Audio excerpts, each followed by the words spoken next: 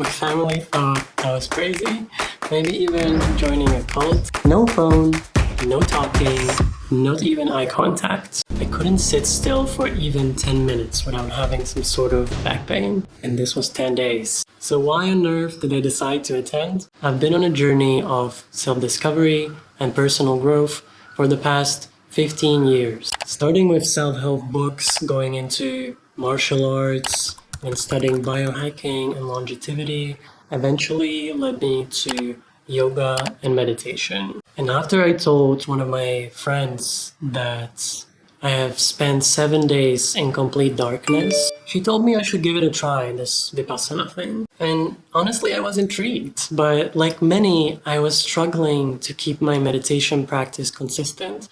Trying apps like Headspace and Calm and meditating, I just could never keep up a consistent practice with meditation. Alright, so what is it? What is Vipassana? And for those of you who know it, just feel free to skip this chapter. It's a meditation technique taught by Buddha himself over 2,500 years ago. A technique he perfected and taught throughout his life. I've tried so many meditation techniques, from guided meditations to breath focus to mantras, counting beats, visualizing, and I could never stick to it. What truly surprised me about Vipassana is how scientific this method is. It's all about observing what's already happening inside of your own body and noticing the changes. By paying close attention to my breath and to my bodily sensations, I began to truly understand the impermanent nature of bodily sensations, such as pleasure and pain. And this awareness helps me develop equanimity, which helps me control my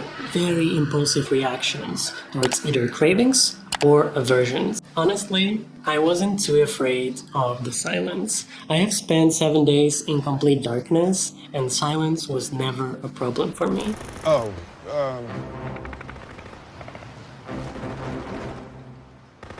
Good job.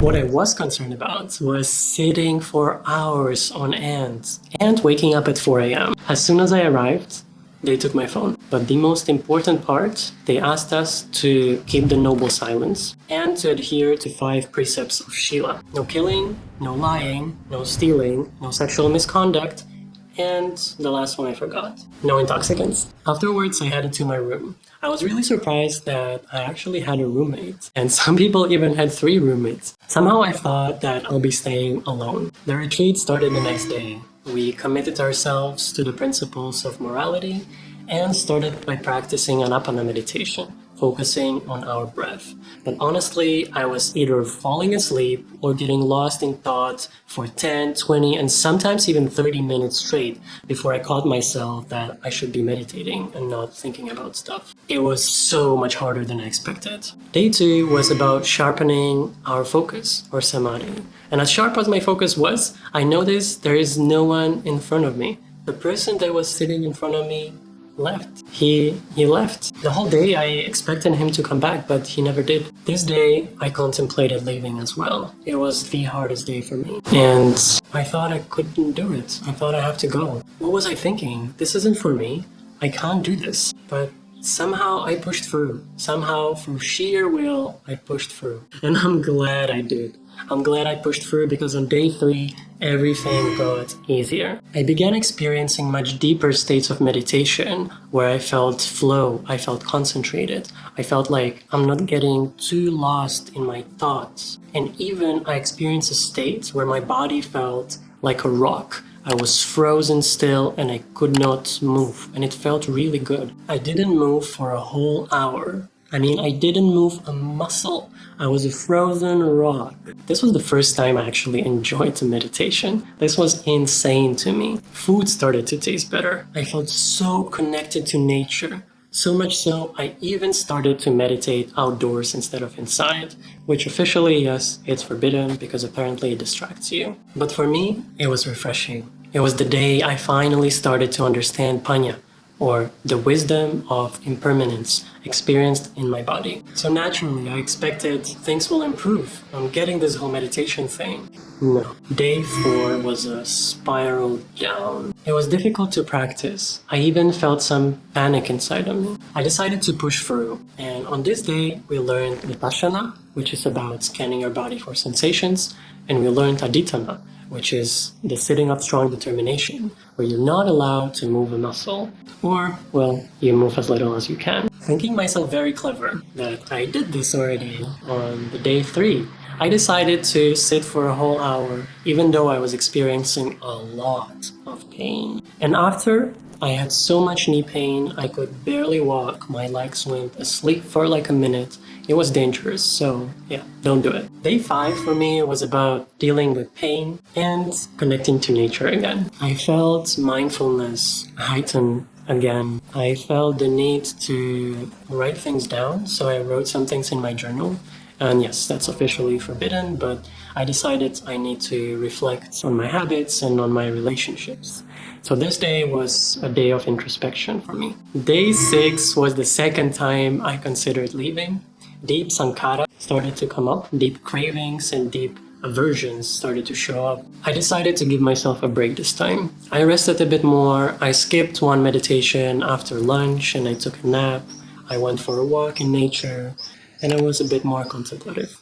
And then in the evening, I fully committed to practice of feeling truly equanimous to all those negative sensations. On day 7, I finally participated fully in the morning sessions. Usually I would come late or watch the moon outside. It was always so dark and so beautiful in the morning. I observed my discomfort this day and I noticed an improvement in equanimity. However, I also felt strong urges, if you know what I mean. And unfortunately, I gave in. It was a humbling experience for me. It was a lesson to forgive myself, and start anew. The next day, I woke up with a huge tension headache. But it was also a day when I started to realize that the true progress in this type of meditation is not measured by experiencing bliss, experiencing flow in your meditation. No. It's about feeling and being equanimous towards either good sensations or the bad ones. On day 9, I woke up and I felt peace. It became easy to respond mindfully and not be a slave of my automatic habits and reactions. I questioned the need to talk about my emotions. I realized the reason I want to talk is to validate them, is for somebody to say, yes, Alex, you are allowed to feel them, and this is okay. I realized how important it is to integrate your practices and knowledge mindfully, not just listening about it or reading about it. You listening to this Vipassana video is not making you better at meditation. It's not making you grow. It's helping you prepare, yes, but you have to do the work to become a better human. There are really 3 ways to know something. You can know something by listening to somebody say something to you, or by reading about it in a book. The second way is to analyze it, is to really think about how does this apply to me. And the third way is to experience it yourself, such as meditating and feeling your own sensations. Day 10 was a day of sadness for me. On the evening discourse, while listening to Goenka speak about the story of Vipassana from Buddha to himself, I decided to stay in the hall for the first time. Tears started to run down and I did not know what was happening. I felt a profound connection. I meditated with tears for 2 hours until they gently asked me to leave. On this day, we were also allowed to speak, or they said that we were allowed to use noble speech. And I realized how often we speak without need. After the 10 days, I felt incredible. My mind was as clear as never before in my life. And not like a meditation vegetable where, I'm meditating now, I'm so in nirvana. No, I felt like I want to take action. I want to take action on my goals, stopping my addictions that have been delaying me. I felt so clear and driven as never before in my life. I felt similar clarity after my darkness retreat when my dopamine levels, my dopamine baseline has reset back to normal, and I felt motivated by doing hard things again.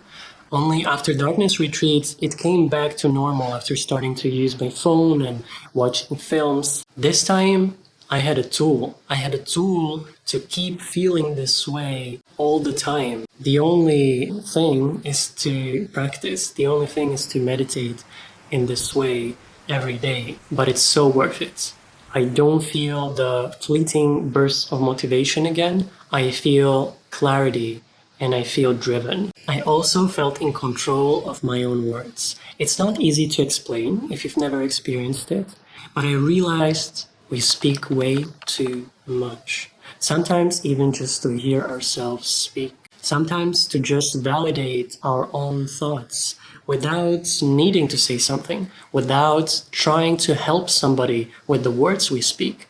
We just produce based on our automatic reactions and habits. I no longer felt that need. And I've read oh so many books on how I should validate myself and not to seek external validation.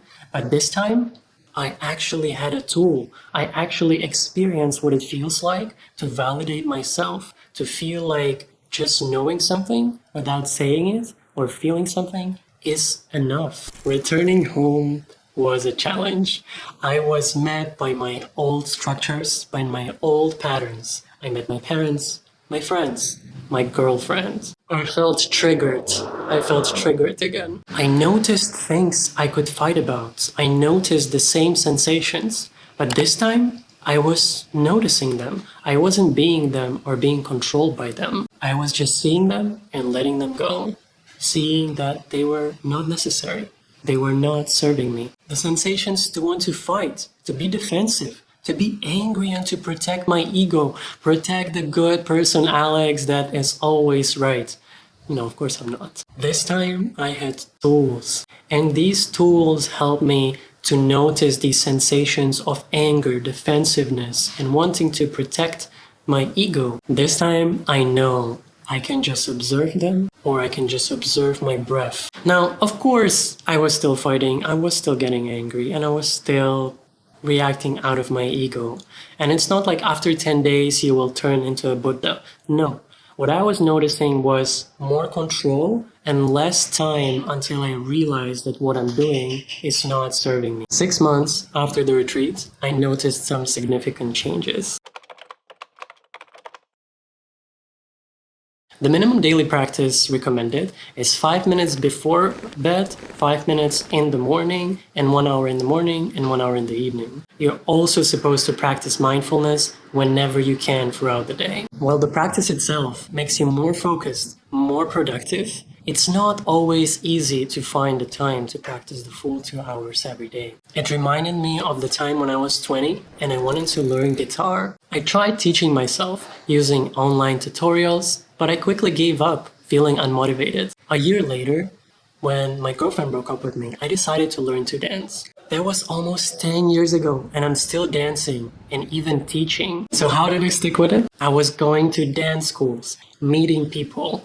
I was going to international events, workshops, and I was surrounded by the sense of community, competition, and friendliness. In my experience, support of a community is the main deciding factor of whether you stick with the habit or you don't. What more, the quality of your relationships is the main deciding factor of how long you're going to live. What I'm trying to say is no matter what you do, having people around with the same goal is really, really beneficial. And if you're like me, you probably don't have a community like that around. A community of people passionate about personal growth, their physical and mental well-being, meditation, yoga, calisthenics, all of these things that make us better humans. And that's why I decided to build this community I always wanted and needed myself. It will be absolutely for free, and you can find a Discord link down below. We will be sharing our experiences, supporting each other, and growing together. Overall, I would say this experience is kind of like having children. You know how new parents always say that they weren't sure if they wanted kids? And then if you talk to them, they say that having kids was the best thing that has ever happened to them. Vipassana is like that. You're unsure before, but you feel some calling or curiosity. But after you do it, ask anyone. They all say the same thing. It was the best thing they've ever done for themselves. I have more videos coming out about Vipassana, addiction, and in general about how to become a better human. If you're interested in joining the community, find the link down below. And if you want to read about what I'm talking about, join the newsletter. You can also download the free 4,000 weeks template, which I have printed, and it looks like this. It helps you visualize how much or how little time on this earth you have left. My dream is to build an amazing community where we all grow together and where we all support each other into building our dreams. And if this video helped you in any way or inspired you, hit like or comment, and this way I can make it into a full-time thing and make even better videos for you guys. Peace.